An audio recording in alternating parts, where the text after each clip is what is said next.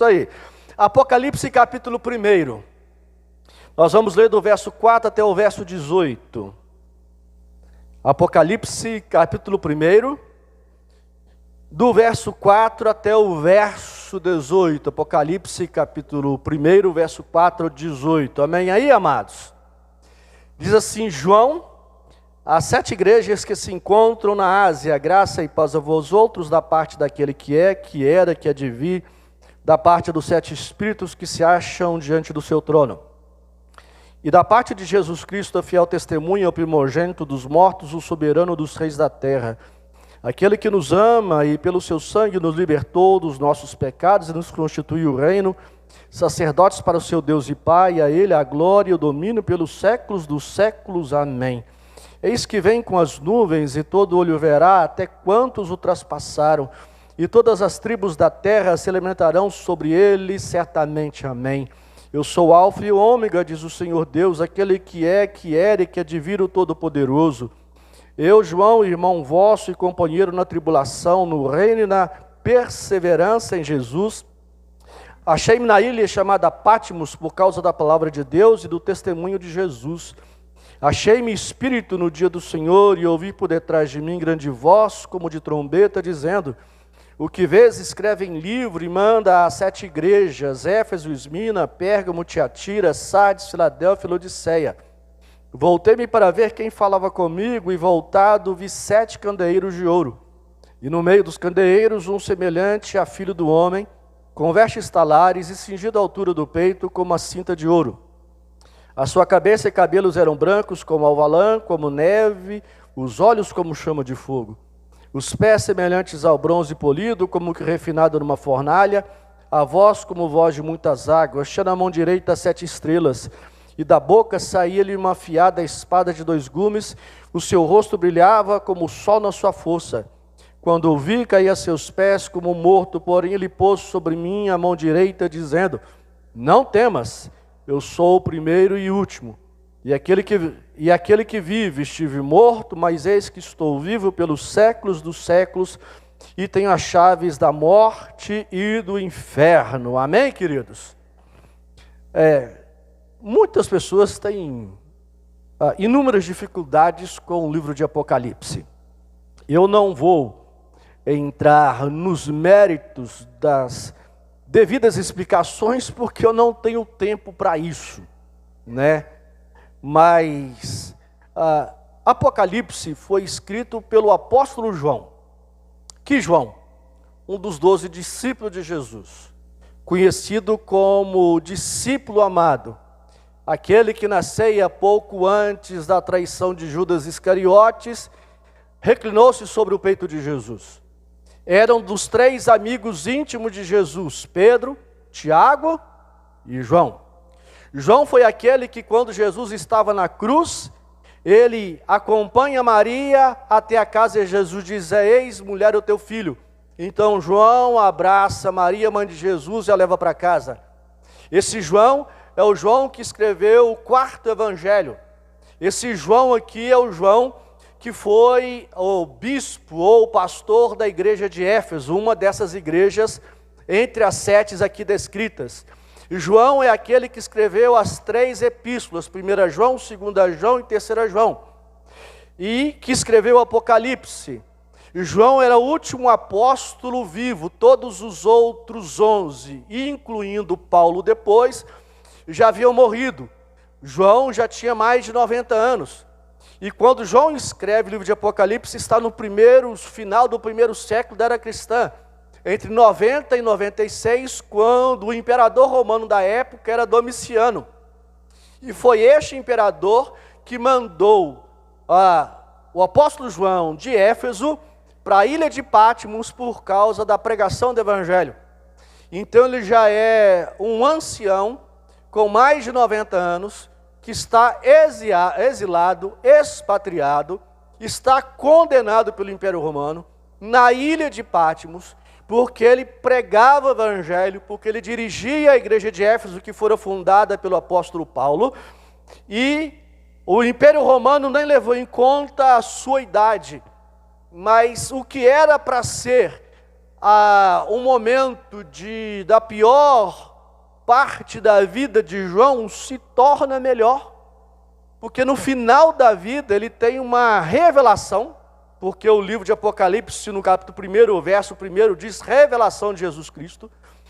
Ele vai receber a revelação de Jesus, e ele conheceu Jesus em 3 momentos. Primeiro, ele conheceu Jesus como sendo apóstolo de Jesus, o Deus encarnado, Deus, o Filho do homem, aquele que durante 3 anos exerceu o ministério. Ele viu Jesus falar, ouviu Jesus falar, viu Jesus pregar o evangelho, viu Jesus fazer milagres. Ele conheceu Jesus no segundo momento.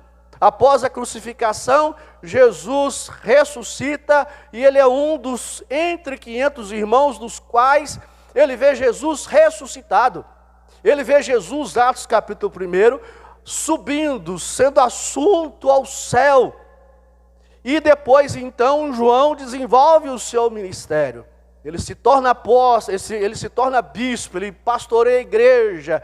Ele é conhecido como o apóstolo do amor. Se você pegar as 3 epístolas, basicamente a primeira epístola de João, a grande essência da primeira epístola é o amor. Mas o amor na primeira epístola de João está sempre ligado à pessoa de Cristo.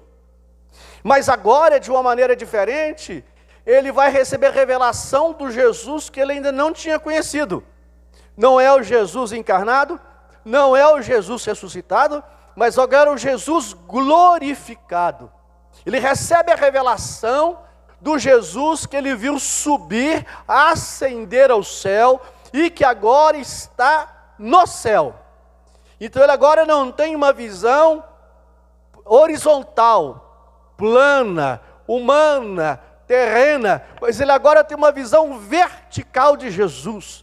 Ele é obrigado a olhar para cima, para o alto, e quando ele recebe essa visão, ele contempla na visão do Apocalipse Jesus e tudo aquilo que está no céu, ou seja, ele recebe uma revelação completa, eu diria, no sentido humano, não apenas sobre Jesus, mas sobre o que é o céu e sobre os acontecimentos que haveriam. E uma coisa importante sobre o livro de Apocalipse é que o livro de Apocalipse não é um livro futurístico.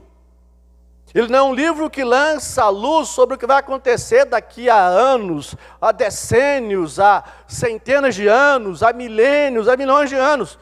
Ele é um livro tridimensional, porque ele descreve as coisas que foram passado, as coisas que são presentes e as coisas que virão ou que acontecerão. Então o Apocalipse tem um pano de fundo histórico. Qual que é o pano de fundo histórico? São os acontecimentos, o Império Romano, o imperador Domiciano, ele sendo preso, a igreja sendo por Domiciano implacavelmente perseguida, crentes torturados, crentes açoitados, crentes tendo seus bens espoliados, crentes sendo mortos na mão de Domiciano, que tinham um ódio terrível, tenebroso contra os cristãos.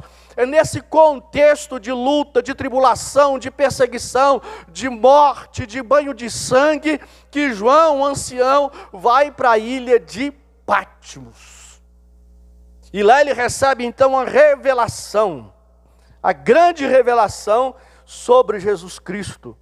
Mas depois eu falo melhor sobre outros assuntos nesse capítulo, mas hoje eu queria tratar de um aspecto nesses textos que nós lemos, que é o tema dessa noite, que é Jesus, a razão da nossa adoração. Então repita comigo, vamos lá? Jesus, a razão da nossa adoração. Querido, uma coisa que a gente precisa é conhecer quem a gente adora. Lá em João 4:22, Jesus está falando com a mulher samaritana: vós adorais o que não conheceis. Filipe, que era grego, vai falar com Jesus e diz assim lá em João 14:8-9: Senhor, mostra-nos o Pai. E Jesus diz assim para Filipe: há tanto tempo estou convosco que vós não me conheceis? Se conheceres a mim, também conhecerias a meu Pai que está nos céus.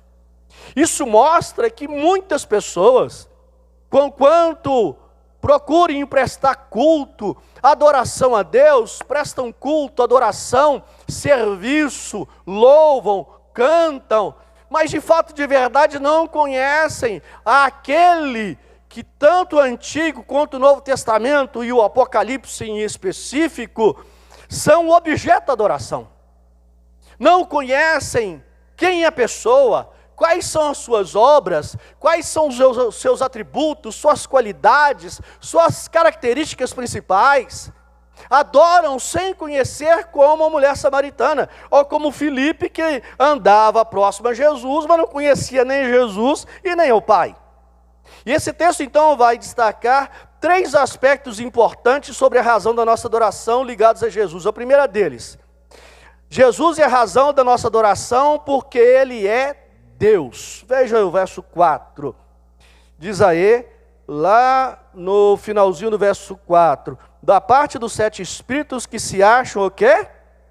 Diante do seu trono. Verso 5, o finalzinho lá, o soberano dos reis da terra. O verso 8, eu sou o alfa, o ômega, diz o Senhor Deus, aquele que é, que era e que há de vir, o Todo-Poderoso. A primeira coisa que a gente precisa entender é que Jesus é a razão da nossa adoração, porque Ele é Deus. Ele não é, nós não adoramos imagens, nós não adoramos astros, nós não adoramos animais, nós não adoramos homens, nós não adoramos a criação, nós adoramos o Criador. Nós não adoramos anjos, arcanjos, serafins, querubins, nós adoramos o Criador de todas as coisas. E o texto diz que não somente Ele é Deus, mas é Deus que reina. O futuro e o presente da nossa vida, da igreja, do mundo, tudo que ocorre, tudo aquilo que você lê nos jornais, quer dizer, ler nos jornais é para que antigo, hoje não existe mais isso, né? Quando você acessa a internet e você lê o noticiário, nos diversos jornais pela internet, é Deus movendo a história, é Deus movendo o mundo. Quem escreveu a história, quem escreve a história, quem levanta reis e derruba reis, quem faz nascer nações e acabar com nações, quem tira ditadores e quem põe ditadores, quem dá vida e tira a vida, quem adoece, quem cura, quem faz tudo isso é Deus, porque Ele é rei, Ele é soberano, Ele é Senhor, Ele é acima de tudo, Ele é acima de todos, Ele não tem que justificar nada para ninguém, Ele não tem que dar explicação para ninguém, Ele não depende do homem, não depende da criação, mas estes dependem de Deus. E isso precisa ficar bem esclarecido na nossa mente, porque nenhuma criatura no céu, na terra ou debaixo da terra pode resistir a esse Deus que é Jesus, o qual a Bíblia afirma aqui em outros textos. Eu e você precisamos entender isso claramente, que Jesus não foi meramente um ser humano, não foi alguém que fez boas coisas, que falou boas palavras, que ajudou as pessoas, mas que esse Jesus que durante 3 anos andou, caminhou pelas ruas empoeiradas da Palestina, de norte a sul, de leste a oeste, é essa pessoa que viveu, foi morto, mas ressuscitou ao 3º dia, é Deus, a segunda pessoa da Trindade, Ele é soberano, Ele é Senhor, Ele é absoluto, perfeito, completo, magnífico, majestoso, grandioso, acima de tudo e de todos. Se toda a criação se voltar contra Deus, isso será menos que nada, porque Ele está muito acima de tudo isso em nome de Jesus. Ele é Deus. E Ele diz que é o alfa e o ômega, que é o princípio e o fim. Diz aí no verso 8 que Ele é o quê? Todo poderoso. Ou seja, não existem impossíveis. Nada é difícil, nada é complicado, nada é complexo para Ele, tudo é simples. Ele já conhece a nossa vida antes que nós nascêssemos. A Bíblia diz que nós somos salvos, escolhidos por Deus, antes da fundação do mundo. Nesse sentido, nós somos mais velhos que imaginamos, antes que Deus criasse os seres angelicais, antes que Deus criasse todo o universo e as galáxias, antes que Deus criasse a mim e a você, Ele já sabia quem nós seríamos, como seria nosso nome, onde nós nasceríamos, o dia do nosso nascimento, como seria a nossa vida, como seria a nossa morte. Ele escreveu, determinou, decretou, planejou tudo, e nada vai sair do controle, porque Ele reina absolutamente. Tudo está no controle dEle. Ele não é pego de surpresa de coisa alguma, porque Ele é Deus. Ele não pode ser carregado pelos homens, Ele não cabe dentro de uma igreja, Ele não necessita de procissão para ser adorado, porque todo o universo diante dele é nada. Ele não cabe no universo, Ele está muito acima, Ele abraça o universo é nada. O sol é como pedra de gelo para Ele, os planetas, tudo que existe é simplesmente nada diante dEle. Por isso que o diabo treme, por isso que o diabo foge, por isso que o diabo corre, por isso que o diabo estremece, porque ele está diante daquele que é todo poderoso.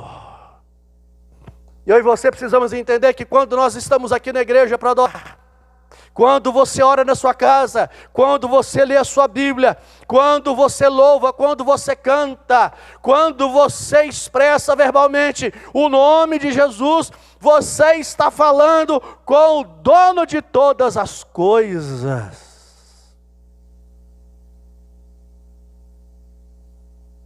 Certa feita, o Spurgeon estava orando. Chegaram para ele e disseram assim: Spurgeon, a rainha da Inglaterra quer falar com você. Ele respondeu: não posso, eu estou numa audiência com o rei de todos os reis, que ela espere. O pregador não deixou a oração para atender a rainha da Inglaterra. E a rainha da Inglaterra ficou esperando até que ele terminasse de orar.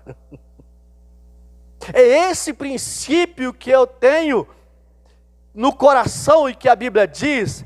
É por isso, irmão, que não há lugar para medo. Não há lugar, não é que você é menos crente por causa disso. Mas não há lugar para ansiedade. Não há lugar para depressão. Não há lugar para temor do futuro. Porque eu converso com quem é dono de tudo. Eu falo com aquele que sabe tudo. Eu converso, dialogo com aquele que pode tudo, que é o dono do ouro e da prata, que conhece o meu passado, meu presente, meu futuro, que escreveu antes que eu nascesse, e que para Ele nada é difícil. Então eu converso diretamente com o dono de todas as coisas. Se eu for usar a ilustração de uma empresa, eu não estou conversando com o gerente, com o CEO, com o supervisor, com o técnico, com o engenheiro, com o doutor. Eu estou conversando com o dono da empresa. É o que manda, é o que contrata, é o que demite. Então eu converso, ajoelho, e eu converso diretamente com aquele que é sobre todas as coisas, Jesus, que é Deus. Eu falo com Ele e Ele me ouve em nome de Jesus. E ouve a você. E ouve a nós. E aliás, deixa-me dizer uma coisa. Jesus tem um horário reservado para ouvir suas petições. Quando você lê, por exemplo, o livro de Esther, Esther vai se aproximar do rei, mas para qualquer esposa do rei, Medo-Persa, para se aproximar dele, tinha que ser chamada por ele. E ela havia dias que não havia sido chamada por ele. E ela arriscou a vida dela em prol do seu povo, o povo judeu. E ela foi em direção ao rei sem ser chamada. E o rei estendeu o cetro de ouro para ela. E ela tocou no cetro e diz: olha, o que é que você quer? Aí ela vai conversar com o rei para dizer que um homem mau chamado Ramã havia planejado um plano para matar todos os judeus, que faziam parte do Império Medo-Persa. Nós temos um rei em que o cetro já está estendido para mim e para você. Ele já tem um horário reservado para ter uma audiência comigo e com você. Ele é o juiz que julga todas as causas. É o juiz que equilibra as injustiças humanas. No trono não há injustiça, por isso eu converso com ele. Se eu estou sendo injustiçado, perseguido, difamado, se eu estou passando por lutas, se eu estou passando por dificuldades, eu venho, ajoelho e falo com o rei. Talvez falte isso mais na nossa vida. Conversar um pouco mais com o rei. Porque Ele que determina todas as coisas em nome de Jesus. Ele que vai determinar a vitória na tua vida. Ele que vai libertar, que vai liberar a cura para o seu coração. Ele que vai multiplicar tudo que você recebe da parte dEle. É Ele que vai guardar você do levantar ou deitar, do entrar ao sair, no seu ir e no vir. É Ele que vai guardar, porque Ele é rei. E Ele ordena aos anjos, Salmo 91, que nos guardem. Se você for para 1 Pedro, diz que o diabo anda em nosso derredor. Por que o diabo anda em nosso derredor para tragar e não ao redor? Redor é perto, derredor é mais longe, porque ao redor de Deus estão os anjos de Deus. Salmo 91, em nome de Jesus. Eles acampam ao redor daqueles que o temem e os livra. Nós não cremos em anjo da guarda, nós cremos em anjo que guarda. A diferença da preposição para a conjunção faz muita diferença. E Jesus é a razão da nossa adoração, porque Ele é Deus. Segundo lugar, Jesus é a razão da nossa adoração, porque Ele nos salvou. Veja o verso de número 5 aí, querido. E da parte de Jesus Cristo, a fiel testemunha, o primogênito dos mortos, o soberano dos reis da terra, aquele que o quê? E pelo seu sangue, dos nossos pecados, e nos constituiu o quê? Reino, sacerdotes para seu Deus e Pai, a Ele a glória e o domínio pelos séculos dos séculos. Amém. Jesus é a razão da nossa adoração, porque Ele nos salvou. Primeiro, Ele nos salvou por amor. 1 João diz assim, olha, veja quão grande amor tem nos concedido ao Pai, de nós sermos chamados de filhos de Deus. Paulo escrevendo aos Romanos, ele diz que o amor de Deus é demonstrado na cruz do Calvário por mim e por você. Se eu e você fomos honestos, ninguém morreria por mim e por você. Porque como disse a nossa irmã Maria Inês aqui, nós erramos, nós falhamos, nós pecamos, nós tropeçamos, nós desagradamos a Deus. Nós transgredimos as leis, os mandamentos, os estatutos de Deus, por pensamentos, palavras, sentimentos, ação, omissão e acepção. O pecado, né, há um filme antigo que dizia assim, até interessante o filme, o pecado mora ao lado, biblicamente o pecado não mora ao lado, biblicamente o pecado mora no nosso coração. A pior pecado não são que nós lidamos com eles do lado de fora, mas os piores pecados são os quais nós lutamos dentro de nós.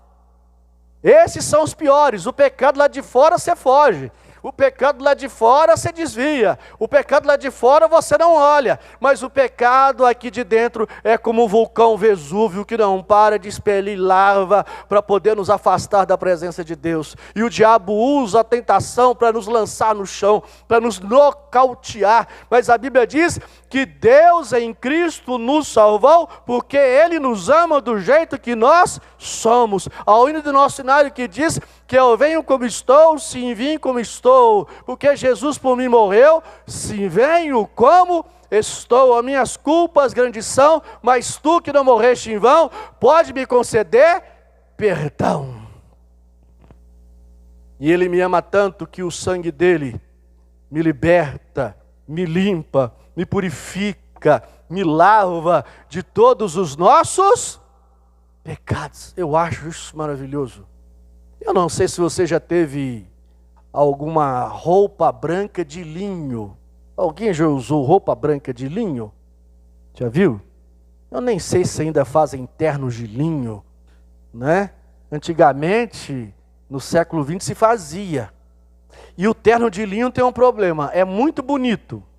Segundo problema, amassa fácil. E o maior deles, suja fácil. Para lavar aquilo lá não é fácil. Quando nós estamos sem Cristo, é como se nós estivéssemos com um terno de linho, todo sujo. Eu vi essa semana um vídeo de uma criancinha brincando lá na lama depois da chuva. Pensa numa sujeira e no desespero de uma mãe quando viu aquilo. Nós estamos enlameados pelo pecado da cabeça aos pés.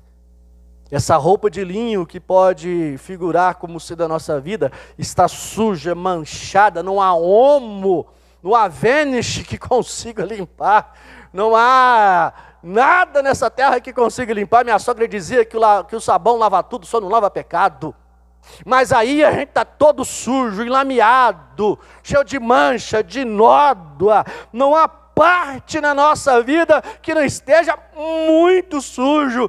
Aí o amor de Cristo vem e passa e limpa, e nós ficamos como aquele terno de linho, branquinho, sem mancha nenhuma. O sangue de Jesus nos purificou, nos purifica e nos purificará de todo pecado. Louvado seja! O amor dele faz com que ele me perdoe de todos os meus pecados. O amor de Deus me salva através do seu amor, através do seu perdão, e o amor de Cristo nos transforma. Veja aí o verso 6 e nos diz assim: e nos constituiu o quê? Reino. Parar aqui um pouquinho. Lá em Colossenses capítulo 2, a Bíblia nos diz que Deus em Cristo nos transportou do império das trevas para o reino do Filho do seu amor. Romanos diz que o reino de Deus não é comida nem bebida, mas alegria, paz e plenitude no Espírito Santo. Nós vivíamos do império das trevas, nós vivíamos fazendo a vontade da carne, das paixões da mocidade, como diz Paulo a Timóteo. Nós cumpríamos os desejos da nossa mente, nós éramos escravos, nós éramos capachos, nós éramos cavalos do diabo. Mas veio Jesus e arrebentou os grilhões, expulsou o demônio da nossa vida e nos transformou. Agora eu não estou como escravo nas galés do diabo, eu não sou capaz do diabo mais, mas agora ele me transporta, ele me traz para o seu reino de amor, no reino de alegria, no reino de paz, no reino de vitória, no reino de bênção, e me faz agora súdito dele em nome de Jesus. O diabo agora não tem mais poder sobre a nossa vida, porque meu dono agora é outro. Antigamente meu dono era o Satanás, agora meu dono é Jesus. E ele não pode mudar essa posição diante de Deus. A Bíblia nos diz, em 1 João capítulo 2, que Jesus é o nosso advogado de defesa. É bom que se diga. Diz que, conta essa história, que Martinho Lutero estava lá estudando, o Satanás apareceu para ele. E falou assim: quero falar com você. E Lutero, naquela mansidão, falou: o que você quer? Falou assim: vou apresentar a lista de tudo que você fez. Então falou: pode apresentar. Eu vou mostrar para você todos os seus pecados, não vai ficar um de fora. Falei: pode falar. E o diabo ficou lá falando. Ele perguntou para o diabo assim, para Satanás: acabou? Acabou. Você esqueceu de uma coisa: o quê? Tudo isso foi perdoado no sangue de Jesus na cruz do Calvário. Sai em nome de Jesus. Agora eu não tenho alguém para me escravizar, para me chicotear. Agora eu tenho um Senhor, eu tenho um dono, eu tenho um rei, eu tenho um soberano. Porque agora eu mudei de lugar, de posição. Eu não estou no império da escravidão. Eu estou no reino da libertação, do amor e da paz em nome de Jesus. E agora o diabo não pode comigo, né? Tem até uma planta Como é que chama o nome da planta? Ninguém pode, né? Como é que é? Comigo ninguém pode, isso. E alguns usam essa planta dentro de casa. Comigo ninguém pode. Coloca lá, olho gordo, sai fora. Inveja, foge. Ô gente, não adianta colocar ferradura, arruda, comigo ninguém pode, espada de São Jorge, sal grosso. Irmão, isso não resolve. Sabe quem que resolve? Jesus. E nem o Salmo 91, o Salmo 23 resolve. Sabe por quê? Porque não obstante ser inspirado por Deus, isso aqui é papel. Quem tem que estar na sua casa e quem protege você é o rei. Quando o rei passa, os súditos precisam fazer o quê? Eles precisam se dobrar. Ele nos transformou agora em reino e nos transformou em sacerdotes. Agora o sacerdote serve a Deus, oferece culto a Deus, sacrifício a Deus. E o sacrifício que a gente oferece é o fruto dos lábios nossos que confessam o seu nome. Cristo na cruz do Calvário salvou a mim e a você. Em terceiro e último lugar, Jesus é a razão da nossa adoração, porque Ele voltará. Olha aí o verso 7 comigo, por favor, querido. Eis que vem com quem? E todo olho o, até quantos o traspassaram. E todas as tribos da terra se lamentarão sobre ele certamente. Amém. Eu sou de uma época, sem ser saudosista, a gente precisa resgatar, retomar, redimir isso. Na década de 80 e 90 havia uma preocupação, muita oração, muita evangelização, muitas missões, numa expectativa que na virada do século 20 para o século 21, Cristo até voltasse. E a igreja naquela época foi impulsionada, motivada, despertada a fazer tudo isso, esperando a volta de Cristo. Só que como Cristo ainda não voltou, isso se esvaziou da igreja. Raramente você ouve hoje uma pregação, um estudo, alguma coisa sobre a segunda vinda de Cristo. Pedro, escrevendo na sua primeira carta, ele diz, esperando e apressando a volta de Cristo. E uma coisa que Jesus diz aqui no Apocalipse é que eis que venho sem demora, porque para o Senhor, como diz Pedro, um dia são como 1000 anos e 1000 anos como um dia. Mas Jesus vai voltar. Como é que Jesus vai voltar? Veja o verso 7 aí. Eis que vem com as nuvens e todo olho o verá. Primeiro Jesus, a volta de Jesus será visível. Jesus não vai vir obscuramente, silenciosamente, ocultamente, disfarçadamente. Jesus virá de modo o quê? Visível. Quem estiver na Oceania, quem estiver na Ásia, quem estiver na Antártica, quem estiver na Europa, quem estiver na África, quem estiver na Índia, quem estiver na América do Norte, na América Central, na América do Sul, no Polo Sul, todos, seja dia ou seja noite, verão a Cristo voltar. E eu vou dizer mais, nesse dia os cegos enxergarão, e os surdos ouvirão, para verem a volta de Cristo e para ouvirem a vinda de Cristo em nome de Jesus. Todo olho verá.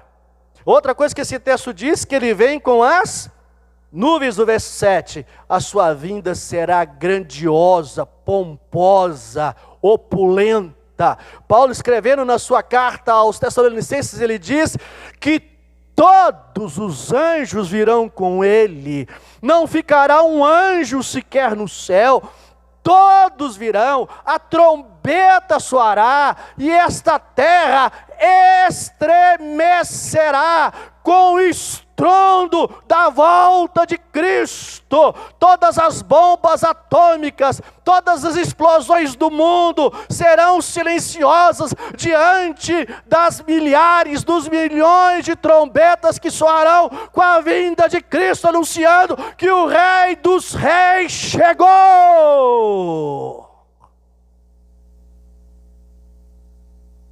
Vai ser um barulho jamais ouvido na história da humanidade desde Adão e Eva. Sua volta será grandiosa. Ele vindo, os anjos todos vindo, as trombetas tocando, os montes estremecendo, tsunami nos mares, os rios se movimentando, a terra balançando, e os homens tremendo, porque a sua volta será vitoriosa, diz também no verso 7, e todas as tribos da terra, o quê?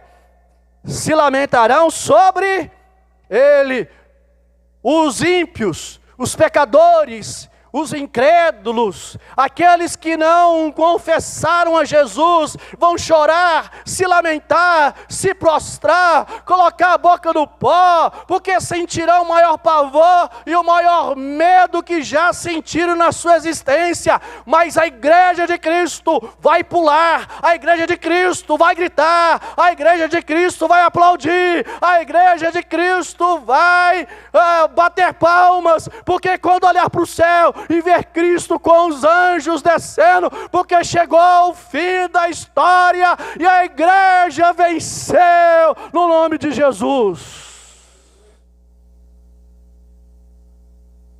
Para nós vai ser dia de alegria, mas para os ímpios vai ser terror, vai ser treva, desculpe minha expressão, vai ser desgraça, vai ser inferno, porque ele agora não vai vir para salvar, ele vai vir para julgar. Mas eu e você, e nós que já temos Jesus como Salvador em do nosso coração, nós já estamos livres, não há nenhuma condenação para quem está em Cristo Jesus. Romanos capítulo 8, verso 1. E diz o apóstolo Paulo em 1 Coríntios capítulo 15, que os que morreram em Cristo vão ressuscitar, e os que estiveram vivos vão ter os seus corpos transformados como o corpo de Cristo, depois da ressurreição, e todos nós vamos subir, encontrando com o noivo, com o Senhor, com o soberano, com o Rei, nos ares.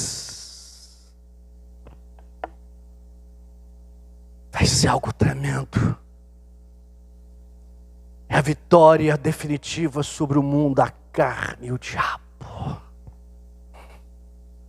E nós vamos subir para encontrar com o Senhor nos ares. Os que estiverem vivos verão a Jesus em toda a sua glória, em toda a sua majestade, em toda a sua magnitude, em toda a beleza da sua santidade, em todo o seu amor, que Ele sempre teve por mim e por você. Nós vamos encontrar com Ele, com o noivo, para as núpcias eternas dos céus, em nome de Jesus. E o verso 7 diz assim, finalmente: certamente, amém, a sua volta será certa, a sua volta é segura, a sua volta é garantida. Ele disse que viria a primeira vez e veio, e Ele disse que voltaria a segunda vez, e Ele vai voltar em nome de Jesus. A pergunta é se você está preparado para isso. Se você está preparado para a vinda de Cristo. Se quando Ele rasgar e romper os céus, se você vai sentir pavor ou se você vai chorar de alegria. Como diz o Apocalipse, se você vai tentar se esconder dele, vai desejar a morte. Apocalipse diz que nesse dia as pessoas vão tentar se esconder, vão tentar se matar, mas a morte fugirá deles, porque ninguém pode fugir diante do Rei que voltará. Ninguém vai escapar. Todos vão pagar gravemente pelos seus pecados.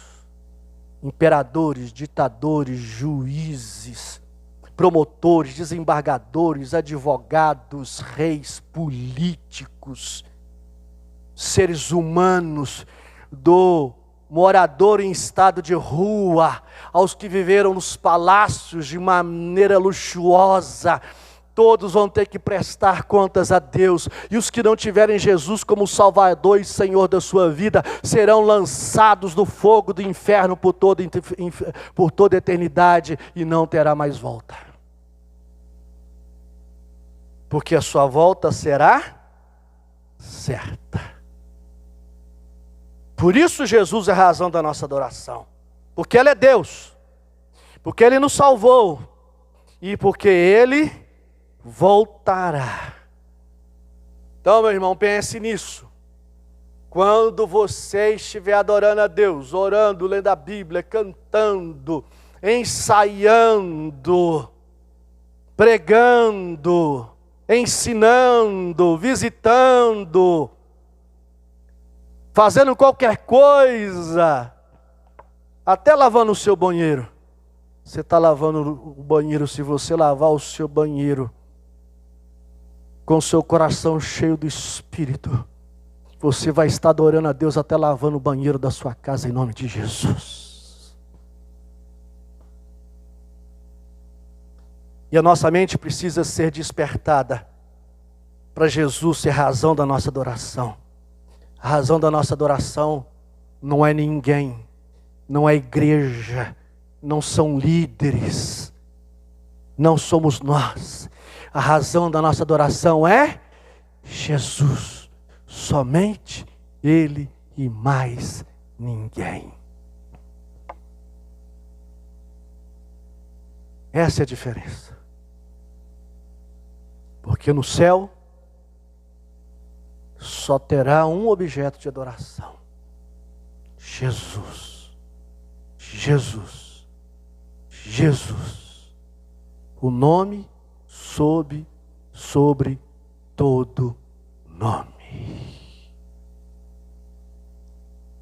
Como a gente dizia lá na década de 80, esse nome tem poder. Queria convidar você a ficar em pé mais uma vez em nome de Jesus.